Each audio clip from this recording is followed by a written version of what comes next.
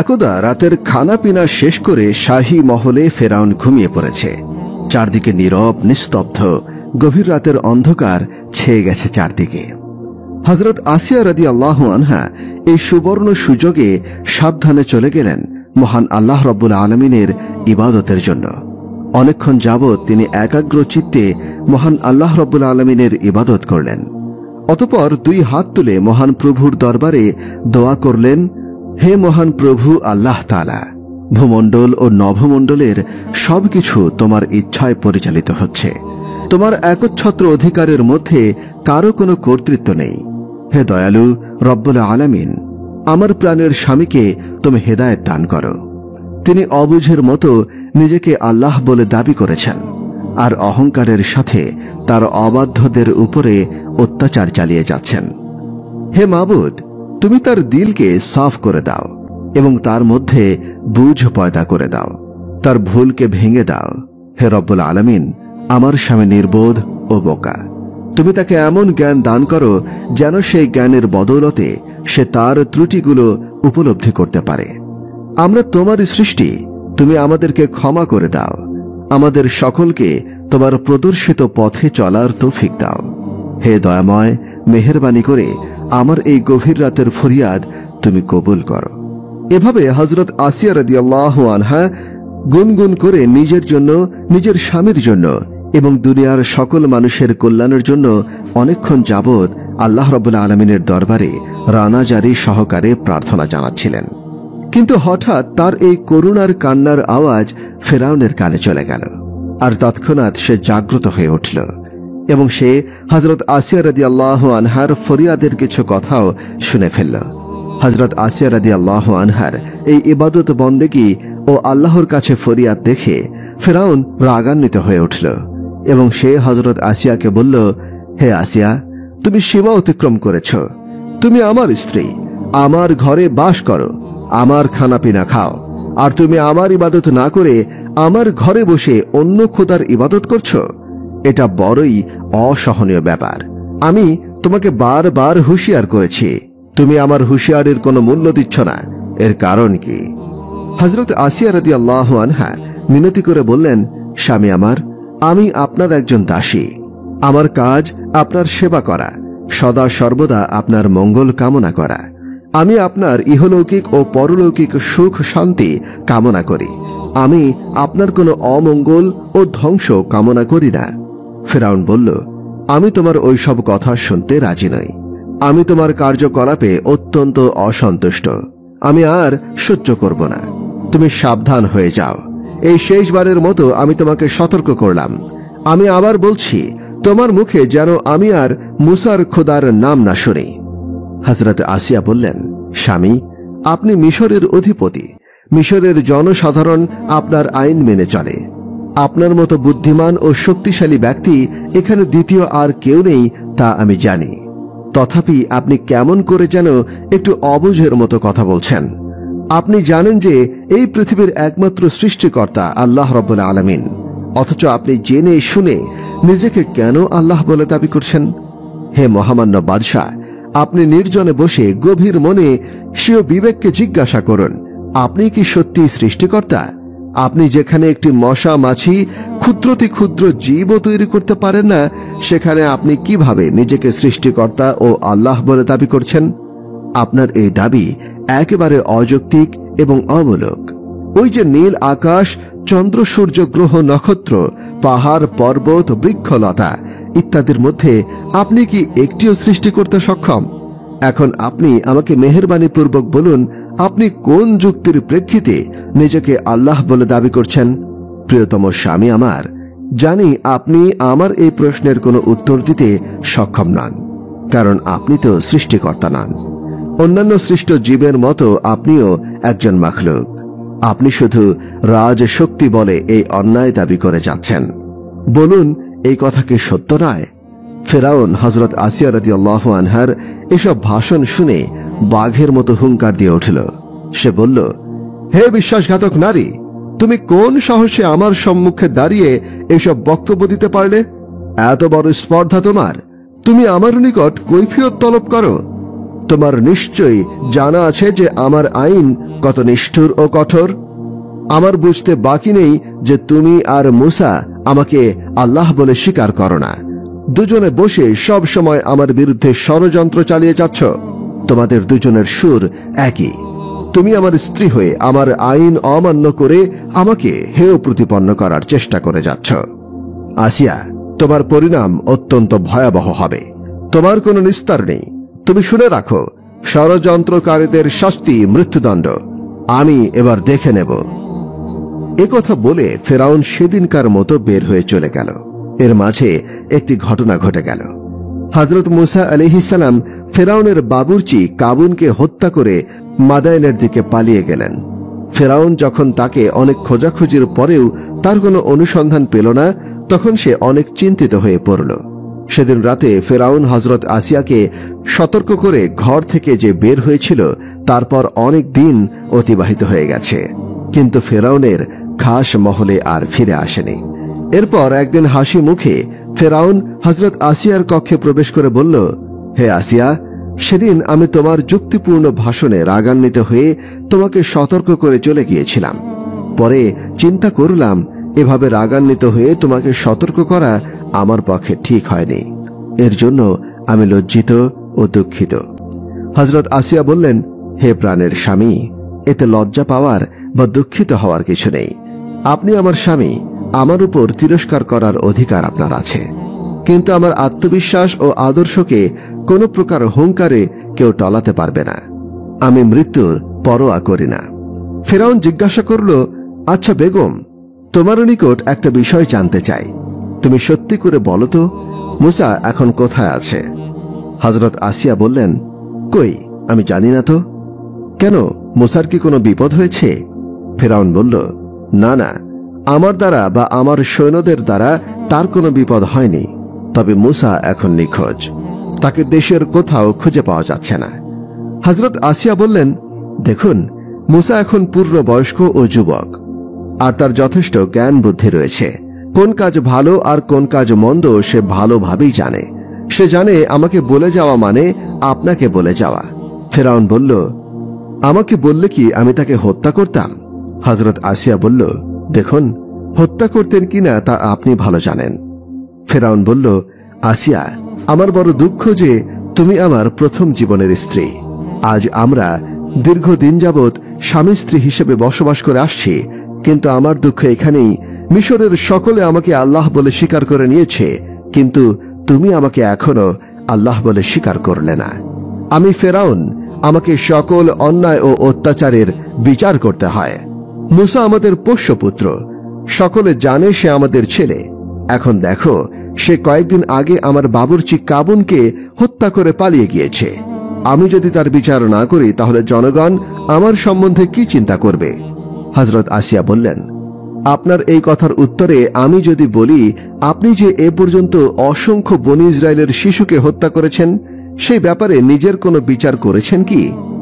আপনি তথাকথিত জ্যোতিষীদের কথায় বিশ্বাস করে এ পর্যন্ত বনী ইসরায়েলের হাজার হাজার নিষ্পাপ শিশুকে হত্যা করেছেন। এটা কি অন্যায় নয়? আর এই অন্যায়ের কি কোনো বিচার নেই? ফেরাউন বলল, আমি ভেবেছিলাম আজ আমি তোমার উপর রাগ করব না, কিন্তু শেষ পর্যন্ত তুমি আমাকে আবার সেই পর্যায়ে নিয়ে গেলে। তুমি জেনে রাখো, আমি আল্লাহ দাবির দ্বারা মানুষের অন্তরে আমার সিংহাসনকে স্থায়ী করতে চাই। অতএব তোমার কাছে আমার শেষ কথা এই যে, তুমি আমার স্ত্রী হয়ে যদি আমাকে আল্লাহ বলে স্বীকার না করো, তবে অতি সত্বর তুমি এর শাস্তি আস্বাদন করবে। হযরত আসিয়া বললেন, স্বামী, আমি আপনাকে বিনীতভাবে বলছি, আমি মাজহাবের কন্যা এবং ফেরাউনের স্ত্রী আসিয়া। আমি বিশ্বাস করি সেই পরম দয়ালু দাতা আল্লাহ রাব্বুল আলামিনের উপর। আমি তারই ইবাদত করি, তিনি আমার একমাত্র উপাস্য। অতএব আপনিও সেই মহান প্রভু আল্লাহ রাব্বুল আলামিনের প্রতি ঈমান আনুন, আর আপনার প্রতি তো আমি কোনো দিনই ঈমান আনব না। হযরত আসিয়া রাদিয়াল্লাহু আনহার এই কথা শুনে ফেরাউন আজকেও রাগান্বিত হয়ে খাস মহল থেকে বের হয়ে গেল। তখন হযরত আসিয়াকে শাস্তি দেবার মনস্থ করে ফেরাউন তার অন্তরঙ্গ বন্ধু হামানকে শাহী মহলে আহ্বান জানালেন। যথাসময়ে শয়তানের দোসর হামান শাহী কক্ষে এসে উপস্থিত হল।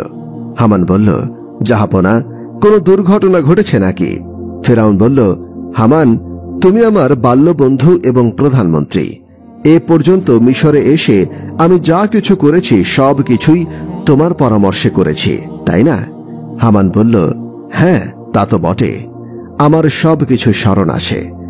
এখন ব্যাপার কি, তাই খুলে বলুন। ফেরাউন খুবই আস্তে আস্তে বলতে লাগল, এটা আমার ঘরোয়া ব্যাপার। আমার স্ত্রী আসিয়া আমাকে আল্লাহ বলে স্বীকার করে না। তাকে অনেক শাস্তির হুমকি দিয়েছি, তার সঙ্গও ত্যাগ করেছি, কিন্তু শেষ পর্যন্ত ব্যর্থ হয়েছি। সে লা শারিক আল্লাহকে বিশ্বাস করে। আমার অজান্তে গভীর রাতে আল্লাহর দরবারে প্রার্থনা জানায়, তার কাছে রানা জারি করে আর বিড়বিড় করে কি যেন বলে। আমাদের পোষ্যপুত্র মুসাকেও তার দলে ভিড়িয়ে নিয়েছে। এমনকি সে আমাকে নসিহত করে যে আপনি আল্লাহ দাবি ছেড়ে দিয়ে লা শারিক আল্লাহর প্রতি ঈমান আনুন, অন্যথায় আপনার ভাগ্যে বিপর্যয় ঘটবে।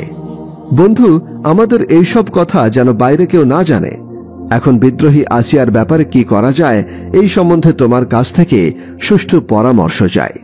এসব শুনে হামান বলল, আমার মতে বেগম সাহেবাকে বন্দী করুন। এতে জনমনে প্রশ্ন উঠলে আপনি বলবেন, যে আমার নীতির বিরোধিতা করবে তাকে অবশ্যই শাস্তি ভোগ করতে হবে।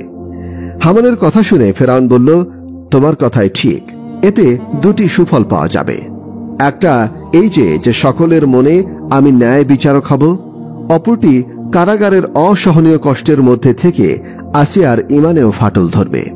অতঃপর সে আমাকে আল্লাহ বলে স্বীকার করতে বাধ্য হবে। দেখি এবার আসিয়া কোথায় যায়।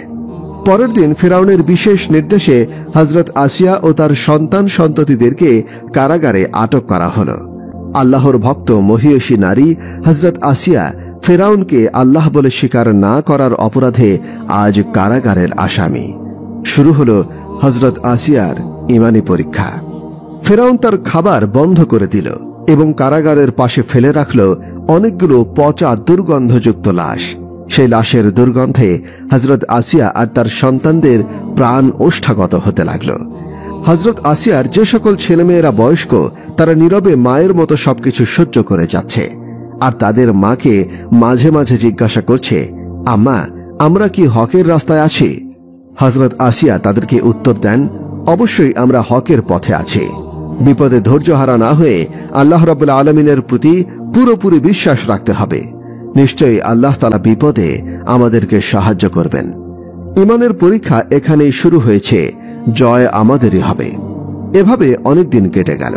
এরপর একদিন পাপিষ্ঠ হামান এসে হযরত আসিয়াকে বলল, বেগম সাহেবা, আপনি আপনার স্বামীকে আল্লাহ বলে স্বীকার করে নিন, তাহলে আপনি এই অসহনীয় যন্ত্রণা থেকে মুক্তি পেয়ে যাবেন এবং পরম সুখে দিন কাটাতে পারবেন। অতএব আপনি ভেবে দেখুন, একদিকে আপনার জন্য রয়েছে রাজকীয় সম্মান ও ঐশ্বর্য, আর অন্যদিকে রয়েছে কষ্ট, ক্লেশ ও বেইজ্জতি।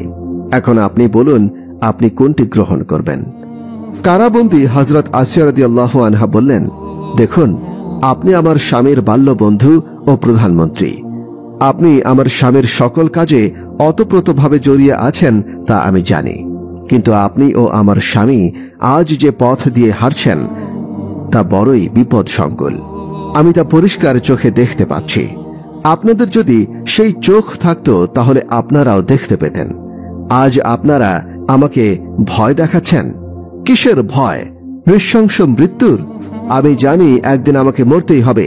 মৃত্যুর পর আপনারা আমার কিছুই করতে পারবেন না। তখন আমি থাকব আমার মাওলার দরবারে। হামান হযরত আসিয়ার কাছে এসেছিল তাকে ভয় ও লোভ প্রদর্শন করে সমতে আনয়ন করার জন্য, কিন্তু তার সব আশা ব্যর্থতায় পর্যবেসিত হল। অতঃপর হামান মলিন মুখে কারাগার ত্যাগ করল। কারাগারে অবস্থিত বন্দী জীবনে হযরত আসিয়ার তাওহীদ জোশে একটুও ভাটা পড়েনি। ঈমানের শক্তি ক্রমশ বৃদ্ধি পেয়ে চলেছে। নির্যাতন শেষ প্রান্তে এসে পৌঁছেছে। হযরত আসিয়া রাদিয়াল্লাহু আনহা সবকিছু নীরবে সহ্য করে চলেছেন। একদা ফেরাউনের বনে স্ত্রী আসিয়ার সুমধুর ব্যবহার ও সুমিষ্ট কথা জেগে উঠল। তখন সে ভাবতে লাগলো, আমি যে পথে পা বাড়িয়েছি সেই পথ থেকে আমি ফিরেও আসতে পারছি না। আসিয়া যদি অন্তত আমাকে মৌখিকভাবে আল্লাহ বলে স্বীকার করে নিত, তাহলেও আমি তাকে মুক্তি দিতাম। আর আসিয়া হয়তো এখন তার ভুল বুঝতে পেরেছে। এই ভেবে ফেরাউন একদিন তার বন্ধু হামানকে নিয়ে কারাগারের অভিমুখে রওনা করল। কারাগারে এসে হামান হযরত আসিয়াকে লক্ষ্য করে বলল, বেগম সাহেবা, আপনার স্বামী ফেরআউন আপনাকে ভালোবাসেন, কিন্তু আপনি আপনার স্বামী মহামান্য ফেরাউনের আদর্শ ও নীতিকে গ্রহণ করছেন না। সে ব্যাপারে আপনাকে বহুবার নানা যুক্তির মাধ্যমে আপনার দৃষ্টি আকর্ষণ করা হয়েছে। শেষ পর্যন্ত আপনার স্বামী ক্ষিপ্ত হয়ে ন্যায় নীতি রক্ষার খাতিরে আপনাকে ও আপনার ছেলে মেয়েদেরকে কারাগারে নিক্ষেপ করেছে। তথাপিও আপনার স্বামী আপনার কথা এখনো ভুলতে পারেননি। আপনি বিনে তার আহার, নিদ্রা, সুখ, শান্তি সব কিছু যেন বিদায় নিয়েছে। অতএব আপনার স্বামী এখানে এসেছেন, তিনি আপনার সাথে কিছু কথা বলতে চান। এরপর হযরত আসিয়া ফেরআউনকে লক্ষ্য করে বলল যে, হে আমার স্বামী, আমার কুশল বার্তা। যে স্বামীর ক্ষমতার গর্বে গর্বিত হয়ে আল্লাহর আসনে বসতে চান, স্বার্থ সিদ্ধির জন্য যে স্বামী আপন স্ত্রী ও সন্তানদেরকে কারাগারের অসহনীয় কষ্টের মধ্যে নিক্ষেপ করে, সে এই পরিত্যক্ত স্ত্রী ও ছেলে মেয়েদের খোঁজ খবর নিতে এসেছে, এটা কি অভিনয় নাকি প্রহসন? তার এ অধিকার নেই। তবুও আমি খুশি যে সে দয়া করে আমাদের খোঁজ খবর নিতে এসেছে। অতঃপর ফেরাউন হযরত আসিয়াকে বলল, আসিয়া, তুমি আমার প্রথম জীবনের স্ত্রী, তোমাকে নিয়ে শুরু হয়েছে আমার এই সংসার। আমি তোমাকে কত ভালোবাসি তা তুমি অবশ্যই জানো। এতটা সত্ত্বেও তোমাকে কেন কারাগারে প্রেরণ করেছি তাও তুমি জানো। তাছাড়া আমার সামনে আর কোনো বিকল্প পথ ছিল না। আমি তোমাকে শেষবারের মতো বলছি, তুমি আমাকে অন্তত মৌখিকভাবে আল্লাহ বলে স্বীকার করে নাও, তাহলে আমি তোমাকে এখান থেকে মুক্তি দান করব। ফেরাউনের এসব কথা শুনে হযরত আসিয়া রাদিয়াল্লাহু আনহার ঈমানের জোশে ধাক্কা মেরে উঠল। তিনি নির্ভীক চিত্তে বললেন, দেখুন, আপনি ফেরাউন হতে পারেন, কিন্তু আল্লাহ হতে পারেন না। আপনি অন্যান্য মানুষের মতো একজন সৃষ্ট জীব। আপনার পিতামাতা আছে, আপনার আহার নিদ্রা আছে। আপনাকে দেশের কিছু অজ্ঞ মূর্খ লোক আল্লাহ বলতে পারে, কিন্তু আমি আল্লাহ বলে স্বীকার করতে পারি না, প্রাণ গেলেও না। আমি আবার বলছি, এসব মিথ্যা দাবি ছেড়ে দিয়ে একবার বলুন লা ইলাহা ইল্লাল্লাহ, আমি খুশি হয়ে যাব।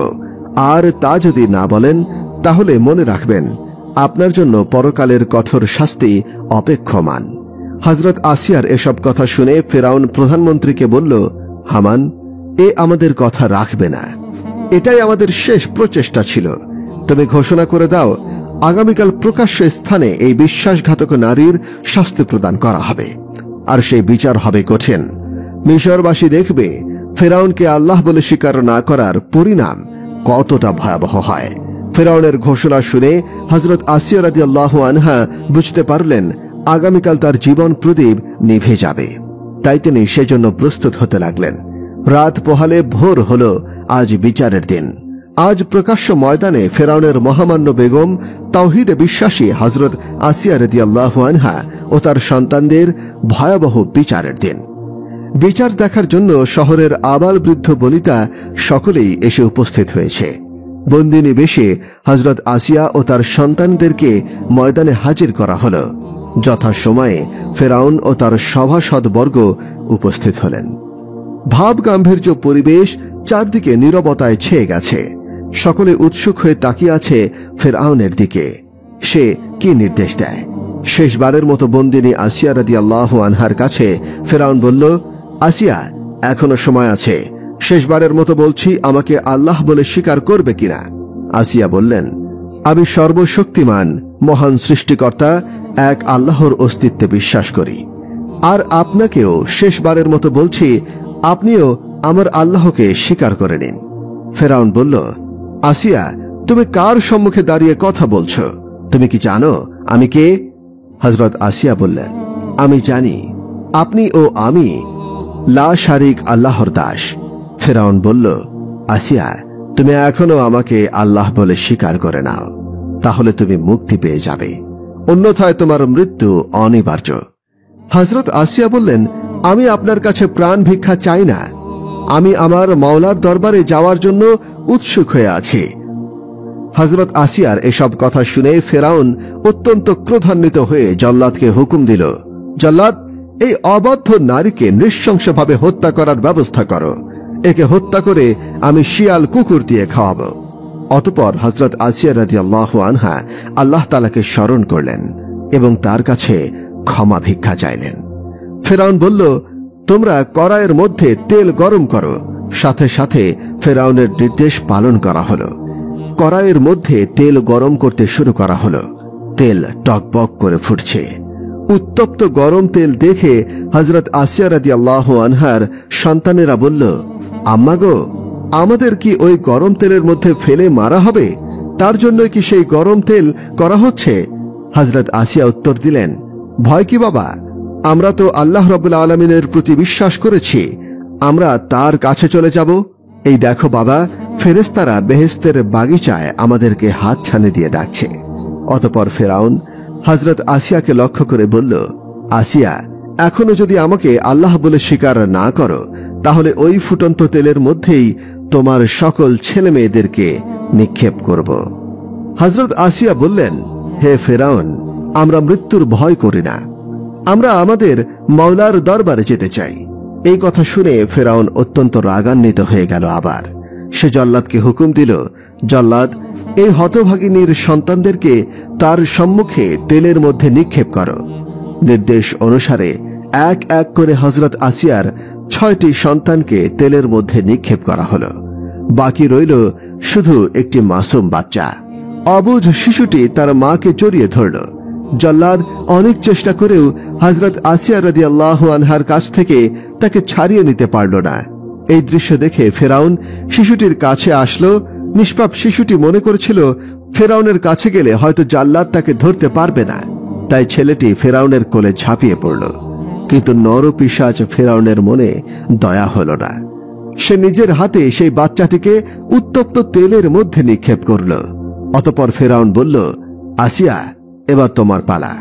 তোমাকে আবার বলছি, তুমি একবার আমাকে আল্লাহ বলে স্বীকার করে নাও। হযরত আসিয়া বললেন, কোনদিন আমি তোমাকে আল্লাহ বলে স্বীকার করব না। কোন বুদ্ধিমান লোক তোমার এই পশুর মতো কাজ দেখে তোমাকে আল্লাহ বলে স্বীকার করবে না। তুমি নরাধম, তুমি রক্ত পিপাসু, হায় না। তুমি এখন যা ইচ্ছা করতে পারো, আমার এই দুনিয়াতে বেঁচে থাকার কোনো খায়েশ নেই। আমি তো আমার মাওলার দরবারে যাওয়ার জন্য উদ্গ্রীব হয়ে আছি। অতঃপর ফেরাউনের মনে ভয় দেখা দিল। সে মনে করতে লাগলো, এই নারীকে বেশিক্ষণ জীবিত রাখলে এর তেজদীপ্ত ঈমানের কথায় জনগণের মধ্যেও বিভ্রান্তের সৃষ্টি হবে। অতঃপর সে জল্লাদকে লক্ষ্য করে বলল, জল্লাদ, পৃথিবী দেখুক আইনের ব্যাপারে ফেরাউন কতটা নিষ্ঠুর ও নির্দয়। পৃথিবী জানুক সে আইনের ব্যাপারে তার নিজের স্ত্রীকেও ছাড় দেয় না। যাও, তুমি আর দেরি করো না, আসিয়ার শাস্তি শুরু করে দাও। জল্লাদ অগ্রসর হয়ে হযরত আসিয়া রাদিয়াল্লাহু আনহার বুকে, পিঠে, পাজরে, হাত ও পায়ে, কপালে লৌহ শলাকা বিদ্ধ করল। হযরত আসিয়া রাদিয়াল্লাহু আনহা এরূপ কঠিন শাস্তির মধ্য থেকে শুধু এতটুকু বললেন, হে আমার দয়াময় প্রভু, তুমি আমাকে ফেরাউনের এই পাপ পল্লী থেকে উদ্ধার করে তোমার কাছে আমার একটি ঘর বানিয়ে দিও। এমত অবস্থায় ফেরাউন হযরত আসিয়াকে বলল, আসিয়া, বলো দেখি, এখন আমি বড় নাকি তোমার আল্লাহ তাআলা বড়? হযরত আসিয়া রাদিয়াল্লাহু আনহা নির্ভীক চিত্তে উত্তর দিলেন, আমার আল্লাহই সর্বশ্রেষ্ঠ ও মহান। তিনি ছাড়া এই পৃথিবীর আর কোনো দ্বিতীয় মালিক নেই। ফেরাউনের এবার শেষ নির্দেশ, জল্লাদ, এই বিদ্রোহী নারীকে তুমি উত্তপ্ত তেলের মধ্যে নিক্ষেপ করো। ফেরাউনের নির্দেশে তাই করা হলো। হযরত আসিয়া রাদিয়াল্লাহু আনহাকে উত্তপ্ত তেলের মধ্যে নিক্ষেপ করা হলো, আর সাথে সাথে তার প্রাণ ও বায়ু বের হয়ে গেল। তিনি আল্লাহ রাব্বুল আলামিনের মেহমান হয়ে গেলেন। প্রিয় দর্শক, এটিই ছিল হযরত আসিয়া রাদিয়াল্লাহু আনহার ঈমানী পরীক্ষার কাহিনী। আল্লাহ রাব্বুল আলামিন আমাদেরকে তার জীবন থেকে শিক্ষা গ্রহণ করার তৌফিক দান করুন। আমিন।